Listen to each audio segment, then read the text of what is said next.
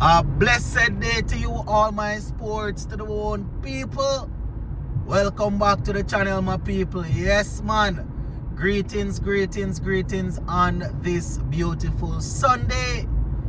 Alright, so couple of things to look at in this one. Now, West Indies and Australia will get their battle up and running in the next couple of days' time for the first test. And I just want to talk about a few things that we would have witnessed in the warm-up game. Going into this first test, my people, we are going to be faced with double or triple times what we faced in the warm-up game. But what I will say is this: the effort and the intensity that we saw in the warm-up game, the players will need to replicate that or even double up on it, because the opponents are going to be tougher. You understand? I see in different in comment sections where people are saying that, oh, there's no way West Indies will win, there's no way we will this, there's no way we will that. But at the end of the day, my people, we are already there, and we are calling it the beginning of a new test setup. Quite a few youngsters would have made the trip, and all we can ask for in this test series is fight.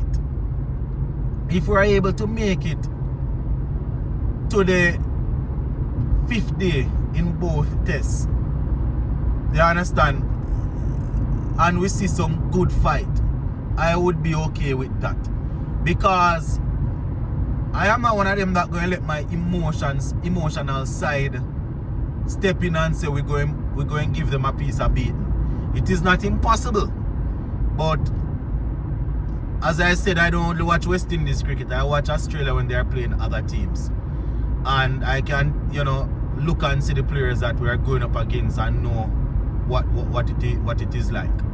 So I just want to see my players go out there and fight right until the end. You understand? We don't want to see people going and being lackadaisical and playing as if, say, they are there, so they're just there. Pakistan went there and got beaten 3-0 and just a few weeks ago or last week. And what I would say is, they showed the brand of cricket that they are trying to play. They showed the style of cricket that they are trying to play.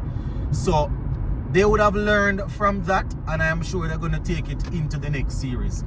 So, coming out of the warm-up game, my people, Justin Greaves and Hodge, they played the opponent that was in front of them. They played the opposition, right? So I'm going to say these are 19, 20, 21-year-old. They couldn't play 25, 28 and 29-year-old players because they weren't in front of them. They had to play what was in front. And I understand that when you move from that to the Mitchell Stark and the Pat Cummins and the Hazelwood of the world, it's different than the Scott Boland. But you can only play what is in front of you, and then when you go up now, you try and replicate what was done in the warm-up game. What I continue to stress is the players need to make sure that they play with the same sort of intensity, play with the same sort of what you would call it now, play with the same sort of fearlessness. You understand? The way in which Joshua Da Silva, the approach that he took. And I know they have to be cautious when you're up against better bowlers bowling at 140, getting the ball to nip around and bowling the ball in different areas. But you're an international cricketer, so you go out there with the same intensity and you play it in a way where you know that you're at least looking to score, not just looking to survive, if you want to put it that way. So the Hodge and the Justin Greaves and the Brathwaite that got scores, and they are in my test team, right? So I hear some people saying those guys don't make the test team. I don't know where they're going to select the test team from based on the squad. If Greaves and Hodge and them guys don't make the test team based on the squad that is there, I don't know who they're going to select.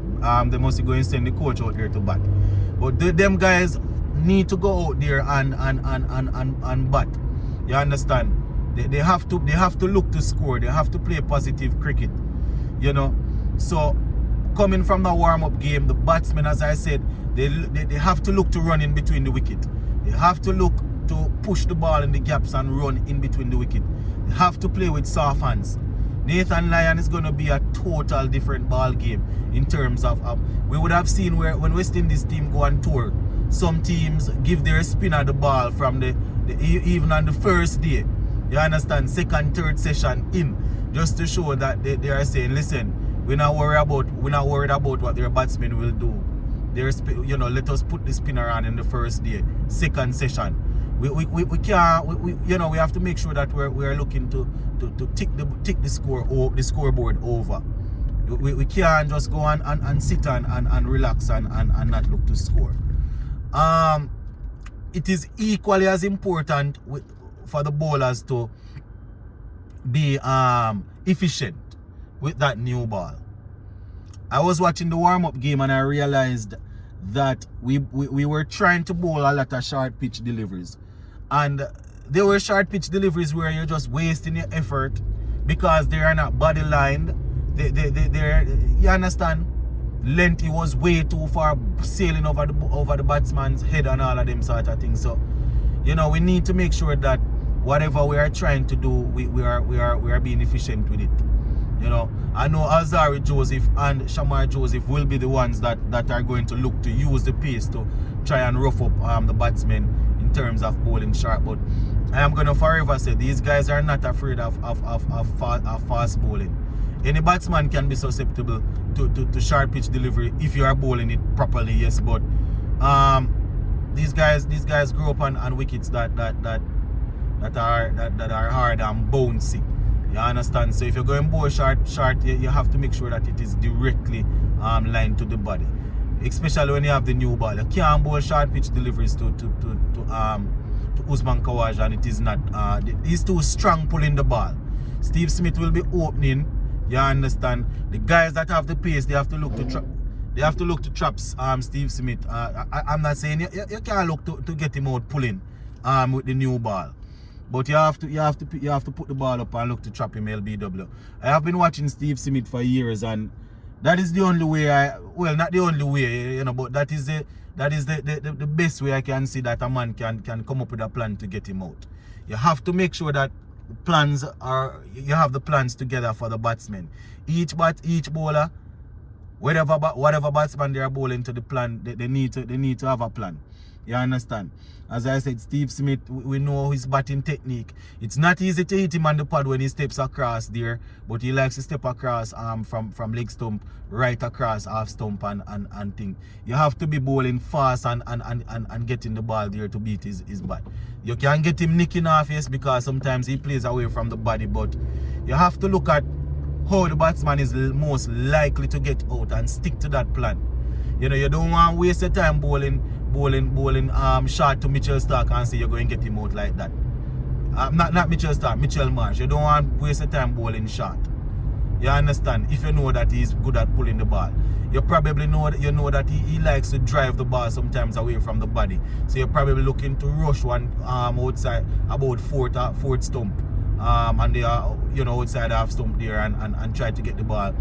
Try to get him nicking off or something. But you know, whatever the plan is, my people, it has to be a plan where they look at it before the game. They look at it before the game and know, say, listen, this is how the man is most likely to get out. I'm not saying you can't get him out any other way, but let us work on it this way.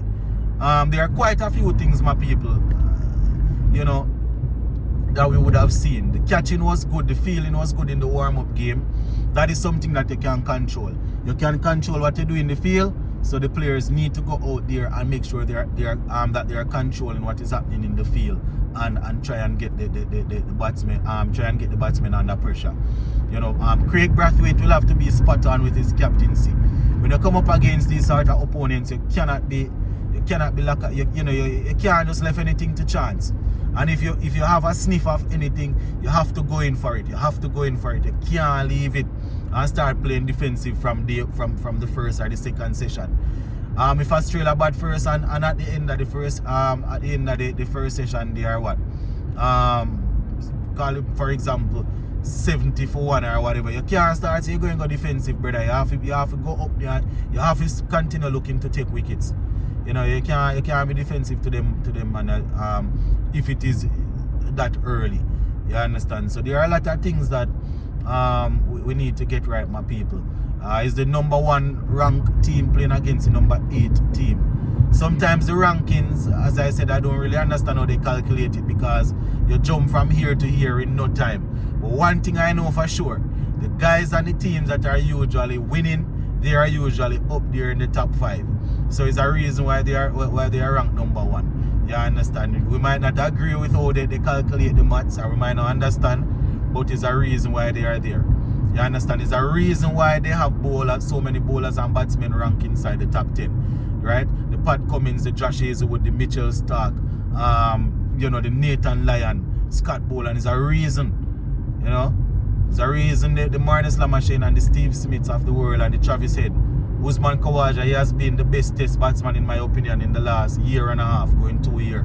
So we can't make any sort of mistake when we're going in on them. We have to just go in full and I keep on preaching it. The man in a slip need to catch the ball. If we do manage to nick a edge, they need to catch the ball. So those are some of the things, my people, that I am thinking of that we need to get right. So I'm going to leave this ranting here for now. I will definitely touch base again before the first test, because I have my playing 11 and thing, you know, and I know that we're in shock a lot of people. So big up on yourself and stay safe, Zane.